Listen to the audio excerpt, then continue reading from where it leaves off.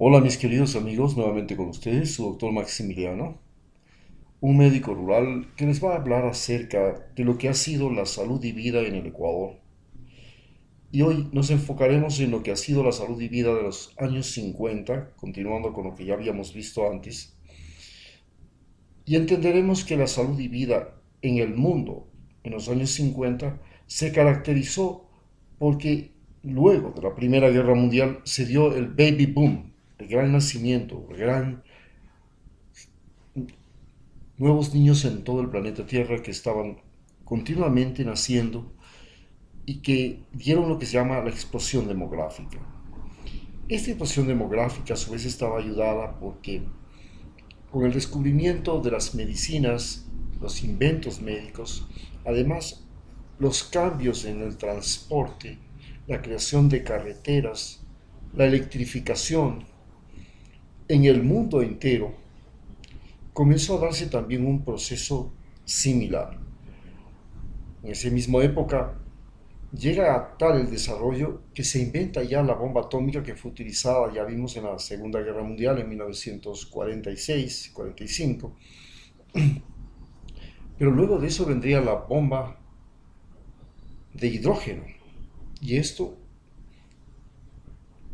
era una situación complicada porque Estados Unidos inventó la bomba atómica, Rusia le copia, luego Rusia inventa la bomba de hidrógeno, luego Estados Unidos fabrica la bomba de hidrógeno, y teníamos ahora sí la conciencia muy clara de que se podía destruir el mundo.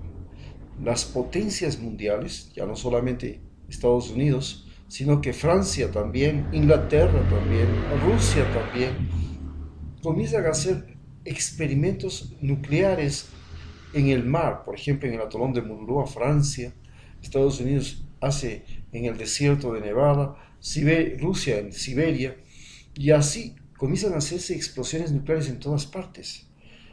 En ese ambiente se desarrolla a su vez la aviación. Con la aviación cambia la movilidad humana. En ese momento, Ecuador todavía no tenía un aeropuerto. Comienza primero funcionando el aeropuerto de Guayaquil y recién en la década de los 60 se crea el aeropuerto Mariscal Sucre. Pero América Latina vivía también su gran boom. Prácticamente la Segunda Guerra Mundial le convirtió a América Latina en el mayor proveedor de alimentos del mundo, y a la cabeza de todo esto estuvo precisamente Argentina, que se convirtió en una potencia mundial económica. Era la época de Perón. Pero también se convirtió en una proveedora de petróleo. Entonces surgieron México, por un lado, y Venezuela, por otro lado, que comenzaron a proveer de petróleo al mundo, especialmente en Estados Unidos y Europa. Y, por supuesto, Venezuela llegó a convertirse en el país de mayor desarrollo de América Latina cuando se descubrió en Maracaibo una enorme veta de petróleo que le convirtió en el país más rico de los países latinoamericanos. A su vez, en Ecuador también se descubrió oro en la provincia del Oro, y los artesanos de Cuenca elaboraban ese oro, mientras tanto que empresas como United Fruit, como vimos, habían visto el gran negocio de abastecer de alimentos a todos los continentes golpeados por la guerra. Estamos hablando de Asia, estamos hablando de Europa, y comenzó a producir frutas tropicales, caña de azúcar, y esto lo hizo en Centroamérica, llegando hasta Ecuador, llegó a Colombia. Por supuesto, las industrias, después de la Segunda Guerra Mundial, manufactureras que fabricaban textiles, que fabricaban zapatos, que fabricaban herramientas, fueron golpeadas por la guerra. Y eso permitió inmediatamente que América Latina comenzara a tener industrias también. Y México, Brasil, Colombia comenzaron a desarrollar ya la industria, por ejemplo, en el caso de Colombia, la industria textil. Y esto pues impulsó el desarrollo de América Latina en aquellos años 50, pero dentro de gobiernos que eran completamente antidemocráticos, terribles, opresores, excepto en México. en el resto de América Latina, la situación iba caldeándose, iba haciéndose más conflictiva, llegando a estallar primero el Bogotazo en 1948 en Colombia, luego en Guatemala, luego todo lo que fue la confrontación que ya comenzó ya en Nicaragua contra Somoza y finalmente la Revolución Cubana, ¿no? En 1959. Todo eso nos explicaba que en América Latina comenzaba a emerger una reacción social a toda esta sobreexplotación, pero todo estaba fundamentado y acompañado de una gran migración. La gran migración del campo a la ciudad en América Latina era realmente un mundo rural. No existían las metrópolis que existían ahora, que existen ahora. Hoy, estamos hablando del siglo XXI, 2019, nosotros tenemos que las metrópolis latinoamericanas son las más grandes del mundo. Estamos hablando de Sao Paulo, de Río de Janeiro, de Buenos Aires, de Santiago, de Lima, de México. Metrópolis monstruosas en el Ecuador. Era un país que apenas tenía 6 millones de habitantes.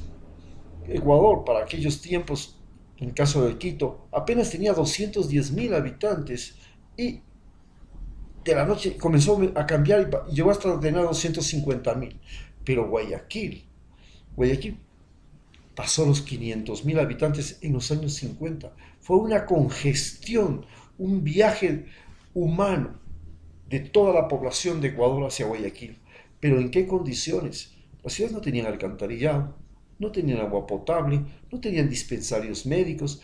Los médicos se dio el boom de los profesionales. Habían abogados, habían médicos, graduados en la universidad, y esto es la única forma realmente de ejercer su práctica profesional era como médicos privados, como abogados privados, como ingenieros privados, como arquitectos privados, y todo lo que es el trabajo y la gestión privada privaba sobre la gestión pública. El Estado no tenía plata ni para pagar los soldados, ni para pagar a los policías, peor para pagar a los profesores. Y justamente esta falta de pago y de continuidad y de fondos para mantener a los profesores y médicos, especialmente de los profesores del Estado, generó el movimiento de la UNI, que la Unión Nacional de Educadores, que comenzó a ser un motor social de cambio en el Ecuador y a motivar protestas, manifestaciones y conflictos. Por supuesto, fue muy difícil para los trabajadores que pasaron de 14 horas y que bajen a las 8. Fue todo un conflicto. Y luego, una vez que los trabajadores se dieron cuenta que si no era por a través de la lucha sindical, no se conseguía ni el seguro social, ni el reconocimiento, ni nada, porque eran contratados y despedidos por las mismas. Las trabajadoras domésticas en el Ecuador no ganaban sueldo, llegaban y ganaban una miseria y tenían que trabajar las llamadas sirvientas puertas adentro, tenían que trabajar dentro de la casa y eran una tradición que venía desde la colonia que se llamaban las guasicamas, luego pasaron a ser las sirvientas, las cocineras, las muchachas que se les llamaba, ¿no? Las lavanderas, eran trabajadoras a tiempo completo en las casas de las personas a las que les contrataban. No salían ni de vacaciones, ni tenían vacaciones, no tenían permisos, no tenían salida. De vez en cuando les daban un día de salida y así era la vida de Ecuador. Esto generó que en las ciudades se propagara de manera escandalosa las enfermedades venéreas, la sífilis, la gonorrea, que era pues el padecimiento más normal prácticamente. Luego comenzó a propagarse especialmente desde Guayaquil la tuberculosis y se hizo necesario crear un instituto que se llama el Instituto Esqueta Pérez para perseguir las enfermedades transmisibles como la malaria y la tuberculosis, porque la tuberculosis se expandía por todo el país. Sífilis y tuberculosis, gonorrea, fueron las enfermedades que más se propagaron en el Ecuador en esos años 50, llegando pues a ser lo más cotidiano, lo más común. Inclusive nuestros cantantes, La tuberculosis era una enfermedad prácticamente mortal. Ya una vez que te decían que estabas con tuberculosis desde los años 30, pues era como decirte que tenías SIDA en el tiempo, en los días de hoy. Tener sífilis te daba un poco más de perspectivas de vida, pero cuando llegó la penicilina se logró combatir la sífilis. Los medicamentos para la tuberculosis, como la rifampicina y todos esos, la eritromicina, llegaron mucho más tarde, fueron mucho más complejos, mucho más difíciles de manejar, fueron mucho más tardíos. Por eso se propagó. En tanto que en la sierra, este fenómeno migratorio a la ciudad llenó prácticamente, copó las ciudades con gentes que tenían el gran problema del bocio endémico. Tenían el bocio, el coto, eso les asfixiaba, les mataba, era la población. Teníamos una población, si ahora con Lenin Moreno hemos descubierto que el 10% de la población, 1.600.000, eran discapacitados. En ese momento, en la sierra ecuatoriana, se hablaba de gente con retraso del crecimiento, con tara mental, el cretinismo endémico que se llama, por culpa del bocio, que afectaba no a cualquiera, por lo menos afectaba al 20 y hasta el 25% de las personas de los Andes, y se lo sentía en todas las familias tenían alguien que tenía problema de tiroides. Bueno, y con eso hemos concluido lo que es el enfoque de la vida de lo que fue los años 50 en Ecuador. Muchas gracias.